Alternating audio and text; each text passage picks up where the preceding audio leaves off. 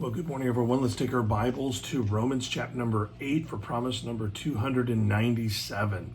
Promise number 297 is this: Jesus is happy to share his inheritance with genuine believers, with God's kids. He is definitely ready to share his inheritance with us. And so just look at the passage that we have before us, so Romans chapter number 8, verses 16 and 17. Listen to it as I read it to you. It says this, the Spirit itself beareth witness with our spirit that we are the children of God. And if children, then heirs of God, and joint heirs with Jesus, if so be that we suffer with him, that we may be also glorified together. And so beyond the Spirit of God producing a changed physical appetite in this world, listen, and there should be a new fruit growing in our lives, in us and out of us. It's just a total transformation of life because the Spirit of God takes up residence.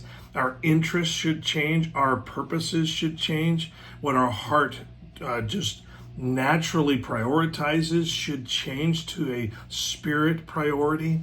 All of that is proof. It's a testimony, and it's a really good motivator to us that we are God's kids. See, our future inheritance with Jesus should be the motivator of our lives. Think about this. Let's be real for just a moment. The vast majority of you listening, people who claim to be believers haven't really experienced a changed purpose in life. They're still chasing the same things the world does. They have always been more important to them and haven't really devoted their lives to the Lord, so that the new fruit of the Spirit would grow in them. And listen, because it's not even really something that they focus on, it isn't growing and isn't testifying to the greater reward that we have coming to us.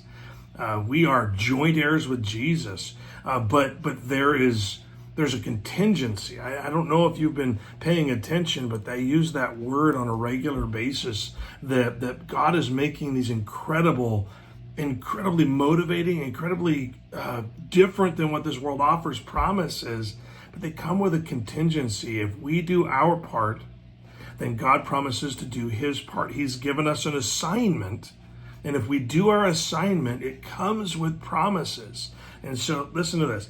The genuine Christian life comes with sacrifices, things we won't want to do, but we have surrendered, or suffered the loss of those things or those situations, so we can enjoy the true depths of being a child of God.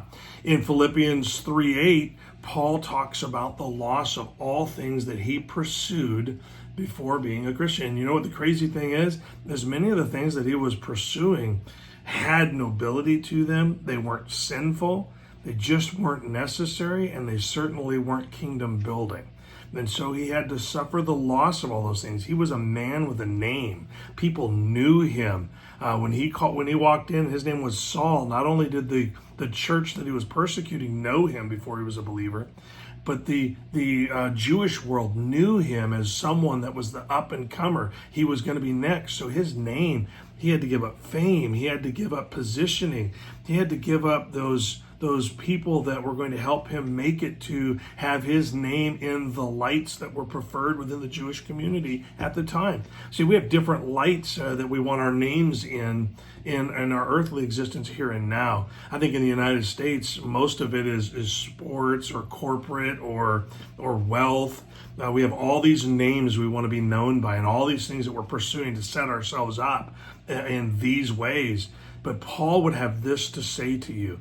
In Philippians 3, verse number 8, he has a perspective shift for you. He says, "Yea, doubtless, and I count all the things that the world says are important, but loss for the excellency of the knowledge of Christ Jesus my Lord, of whom I have suffered the loss of all things, and do count them but dung, that I may win Christ." He said, everybody else is trying to win a trophy, trying to win a promotion, trying to win a higher level of status or being well known by people and well respected. Paul says, I allowed all those things to be lost because what's more important to me is being a child of God and being a joint heir with Jesus. This is a promise for those who will live in a way that pleases the Lord. Have a great day.